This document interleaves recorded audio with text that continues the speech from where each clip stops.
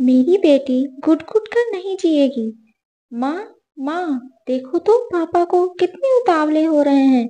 आज कितनी बार दरवाजे के चक्कर काट चुके हैं। हाँ भाई, उनकी लाडली बिटिया ससुराल में पूरे 20 दिन बिताकर वापस आ रही है। पता नहीं पापा 20 दिन कैसे रहे होंगे काव्या के बिना। चुप कर, क्या तू लाडला नहीं है हमारा? अरे तेरी भी तो बहन आ रही है। और एक बात बता, जब तेरी पत्नी नवीन अपने मायके जाती है तो क्या उसकी मम्मी पापा भी उसका इतनी बेसब्री से इंतजार नहीं करते? हाँ माँ, फिर भी आपको पता है कि काव्या को वहां से यहाँ तक पहुँचने में 4 घंटे लगेंगे। तो अभी से बार बार जाकर दरवाजे पर क्या देखना। इतने में ही विमल के पापा भी आ गए। विमल बेटा, जब तेरी बेटी रानी ससुराल में वापस आएगी तब तेरी भी यही हालत होने वाली है। पर पापा, मैं तो जब भी हॉस्टल से आता था या बाहर नौकरी से आता था तो मेरा तो ऐसा किसी ने इंतजार नहीं किया। आज तो देखो, अपनी लाडली के लिए माँ ने सुबह से ही उठकर कितनी तैयारी की है। एक भी आइटम ऐसा नहीं छोड़ा जो काव्या को पसंद ना हो। माँ बेचारी मेरी पत्नी को भी आज तो पूरी बावर्ची बनाकर छोड़ेगी। बेटा, काव्या हम सबको छोड़कर पहली बार इतनी दूर ससुराल गई है।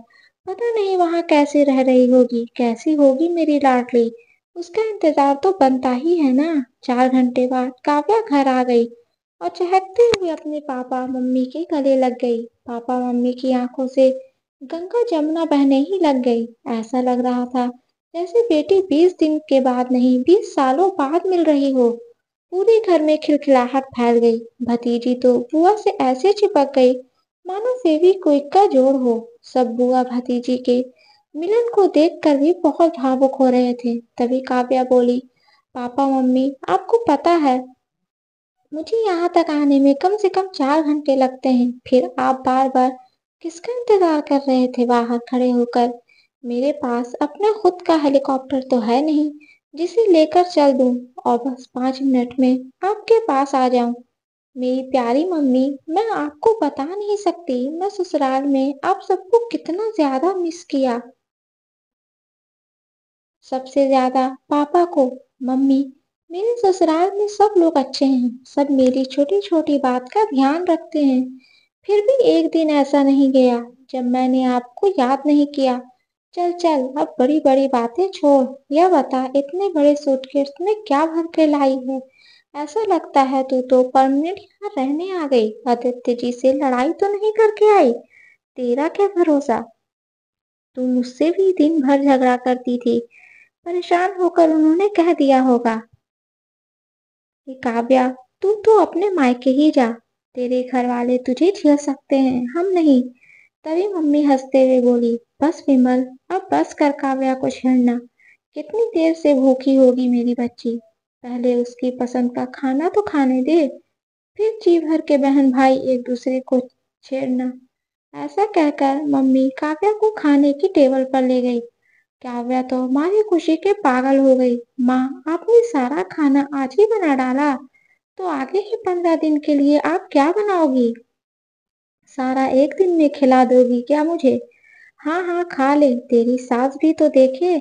हमने मायके से अपनी बहन को मोटा ताज़ा करके भेजा है। काव्या की शादी के बाद पहली होली थी और कहते हैं पहली होली सास बहू साथ नहीं मनाते, इसलिए काव्या अपने मायके आ गई।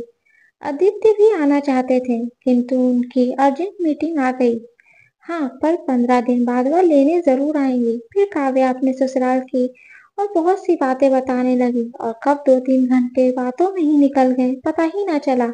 अगले दिन से ननद भाभी घूमने, कभी शॉपिंग, कभी मेले में चले जाते। एक दिन शाम को जब काव्या घर आई तो पापा बोले, काव्या बेटा, क्या पापा के पास बैठने का टाइम नहीं है तेरे पास? तू मेरी सबसे लाडली बेटी है और तू दिन भर घूम कर इतना थक जाती है कि मुझे घर पर आते ही नींद आने लग जाती है। मैं तो बेटा तुझसे बात करने को ही तरस गया।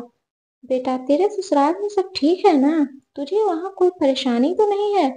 सॉरी पापा, मैंने तो यह सब सोचा ही नहीं। और फिर पापा बेटी काफी देर तक बातें करते रहे, हंसते रहे। पापा रोज कुछ न कुछ काव्या के पसंद का लेकर आते, तब विमल फिर छेड़ता, अरे पापा, अब यह ससुराल वाली हो गई है, अब तो इसकी जिद पूरी करना बंद कर दो।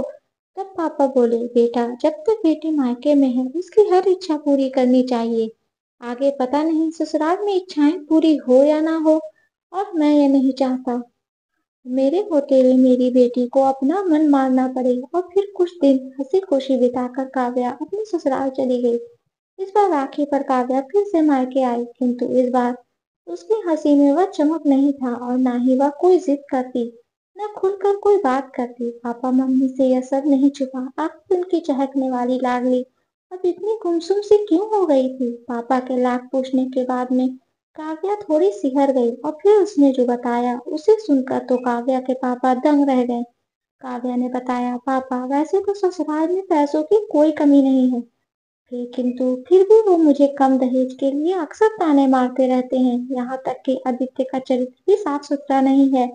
पापा, आपने इतनी छानबीन करने के बाद में यह मेरा रिश्ता तय किया था, और मुझे भी आपकी पसंद पर भरोसा था। किंतु पापा, आदित्य का अपने ऑफिस के कलीग से अफेयर चल रहा है, और घर वाले सब जानते हुए भी अनजान बनने का नाटक करते हैं। इससे पहले भी आदित्य ने एक लड़की को धोखा दिया था, और उस लड़की ने आत्महत्या कर ली। पापा, आदित्य मुझसे अच्छे से व्यवहार भी नहीं करते। मैं वहाँ घुट घुट कर जीती हूँ, नर्क से भी बदतर होती जा रही है मेरी जिंदगी।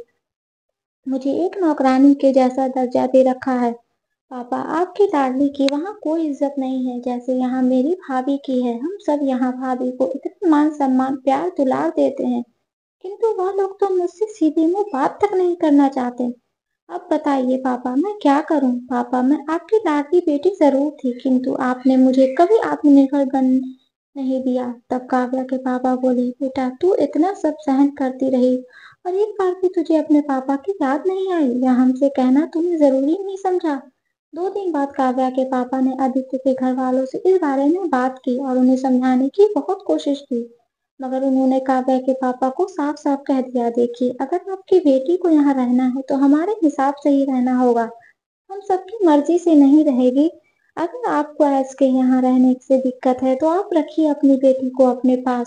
हमारे आदित्य के लिए तो आप भी अच्छे अच्छे रिश्ते मौजूद हैं। यह सुनकर काव्या के पापा को बहुत धक्का लगा कि इतनी जांच पड़ताल करने के बाद भी मुझे अपनी लाडली के लिए रिश्ता देखने में चूक हो गई।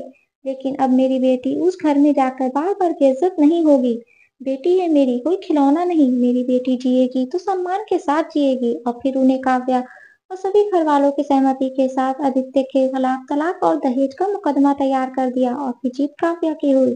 तब काव्या के पापा बोले, बेटा तू यह मत समझना कि लोग क्या कहेंगे, मुझे लोगों से ज्यादा अपनी बेटी प्यारी है। मेरी बेटी घुट घुट कर नहीं जिएगी, और तलाक के साथ जिंदगी खत्म नहीं होती बल्कि एक नया सबक मिलता है। और वैसे भी हम सभी घर वाले हम तेरे साथ हैं और हमेशा रहेंगे। अपनी लाडली बेटी को गले लगा लिया, और कुछ दिनों बाद फिर से जांच परख कर उसका घर बसा दिया, जहां अब वह बहुत खुशहाल जिंदगी बिता रही है। ये शादी सफल हुई, और माँ बाप को क्या चाहिए कि बस उनके बच्चे खुश रहें। दोस्तों, ये स्टोरी आपको अच्छी लगे तो प्लीज इसे लाइक करें, शेयर करें और सब्सक्राइब करें। और इस स्टोरी के बारे में आपकी क्या राय है, हमें कमेंट बॉक्स में जरूर बताएं। और हाँ, बेल आइकन को प्रेस करना ना भूलें, क्योंकि ऐसे ही आने वाली स्टोरी आप तक सबसे पहले पहुंचती रहेगी। धन्यवाद।